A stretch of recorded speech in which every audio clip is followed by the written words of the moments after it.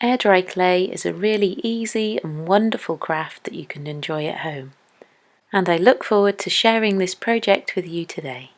So welcome, I'm Sarah from Red Rocking Bird. Here on my channel I have lots of easy air dry clay ideas, and you might have seen this one where we printed on some clay. In this video I'm going to explore even more how we can transfer our photographs and images onto air dry clay. And for this I'm using one of my wedding photos.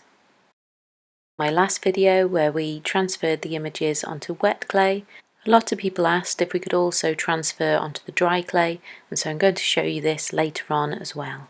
With this clay transfer technique that I've been working on, we're going to use a slightly different paper to print out on, and I'm using the shiny backing paper that sticky labels come on. So if you can get hold of a sheet of this, they either come with lots of little labels or really handy with this one, it's just one giant label. I'll link some of these in the description below. Often parcel delivery notes come with some sort of sticky label too, so keep an eye out next time you have a parcel. When using these print transfer techniques onto your air dry clay, you want to make sure that you have as much ink as possible in your printer, and this is my inkjet printer. For best results, make sure the ink is fully stocked. Then find yourself a lovely image that you want to transfer to your air dry clay. When we come to print the image, we want the image quality to be on the absolute best print quality, so have a little play around to make sure we get as much ink as possible on the paper. This technique will reverse your image, so you want to make sure that you flip or mirror the image. You can also increase the contrast of the image for a better image. Once you're happy with your image, it's time to give it a go. So I've added my shiny backing paper into the printer to print my image.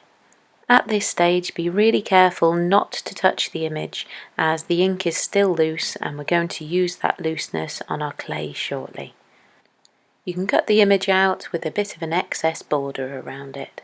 Now that we have the image ready, I'm just going to get out the clay, first of all taking my rings and jewellery off, and we can take out a chunk of air dry clay and give it a little condition and roll and make it nice and smooth, ready to use.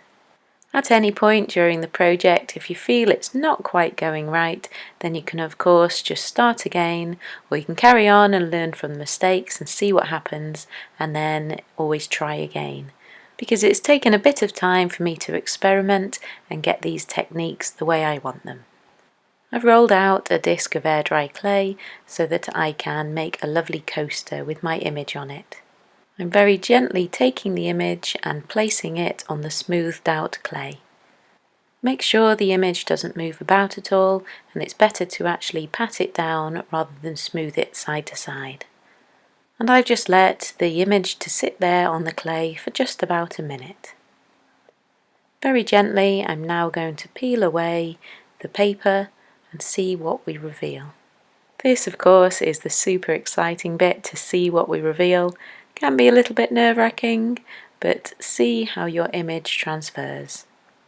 I hope you like this technique. It's just a bit of a variation on the one that I did in the other video, and it eliminates having to add the water. It's not absolutely perfect, but it does produce gorgeous results. With this paper it was a little bit crumpled, and so I've got a little bit of a few little missing patches on the clay, so if I do it again I'm going to use a fresh nice new sheet and print out, and hopefully we'll eliminate those little errors there, but I love it the way it is anyway. I have this handy tin of cookie cutters which come in most round sizes, and so I've got one that fits. I can link this in the description below if you'd like it. Don't worry if there's a little bit of ink on your leftover clay, just simply give it a knead and roll this all back together. Then take a flat tool or a brush and simply gently smooth out the outside of your clay, and I work on a tile, and so I'm just going to leave that to sit and rest on the tile and dry. And you can make so many wonderful air dry clay items this way. This one's going to be a little keyring. If I just add a little hole, and then I can put my keyring through there and it'll be a great little gift. I also experimented with partially drying out the air dry clay first, so I've dried out the top half and then I'm twisting it off the surface, and underneath it's still slightly wet, drier on the top but slightly wet on this undersurface.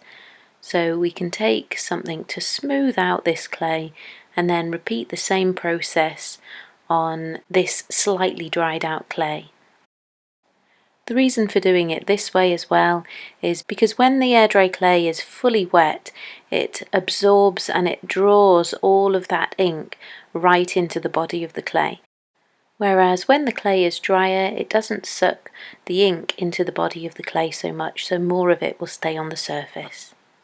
But both works, it just dries a little bit lighter than you see it just here. So just have fun and experiment as I've done here and see what results you get. I let them dry on my tile or my board, and this tends to keep them nice and flat. I experimented in different ways with this air dry clay project, and one thing you definitely don't want to do is press your clay down onto the image and let it move about, because here are the disastrous results that happen if you do. You just get a big smudgy mess. As I said at the beginning, I also experimented on some already dried air dry clay. This way we wanted to see if we can transfer onto a curved surface and a shape. I have my image here on some plain paper just printed on an inkjet printer. I've given my part a really good sand so that it's really lovely and smooth. As I show in my video, which is print on air dry clay, it's the water and the moisture that allows the ink to be released from the piece of paper. So I have a little bowl of water here, and I'm simply using my finger to add some moisture and the water to the dried air dry clay. It really is just a minimal amount of water, and I'm not soaking it at all. Again, my printout is in reverse, and I've cut this out to size, and I'm very gently attaching it with the bit of moisture and keeping it still in one place and pressing firmly to try and get some of that ink to start releasing. The small amount of water that we've already added allows for the start of the release of that ink, but now we can add just the tiniest bit of more water to the top of the paper and press again. You start to see the ink darken through the paper, but you really don't want to add too much water, otherwise you'll start to see smudging appear. This really is a trial and error method, and I do prefer the method from the original video, but this is a possibility and it does work. Once you've left the paper on just for a minute or two, you can start to peel the paper away. I've tried a couple on here with different effects. One's gone a bit more smudgy and the other one hasn't come out as clear, but it's another good transfer method if you want to paint over it as well. But I did get it to work well on the coaster. I did that same process here onto the dry clay, and here are the results. But just bear in mind it will dry a little bit lighter than this. And so here are the results for the inkjet printer onto the dry air dry clay. When using the dry air dry clay method and adding water, really don't add too much water, otherwise you end up with a big smudged mess, and as I've done, had to sand down and start again.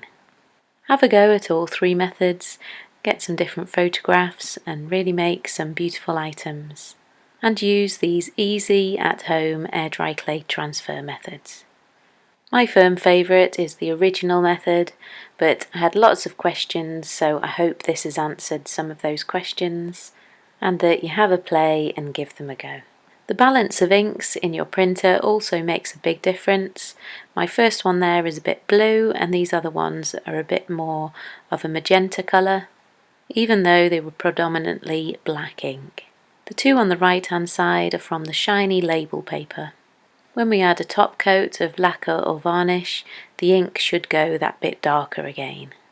And as with the High Honey trinket dish, you can go over with a little acrylic paint and add in any extra fine details. So let's seal our new coasters with some varnish or some lacquer. I'm going with an acrylic varnish and trying this new here, Instead of brushing around, I tend to dab it on so that we don't move any of that ink, but this gives a lovely glossy protective finish.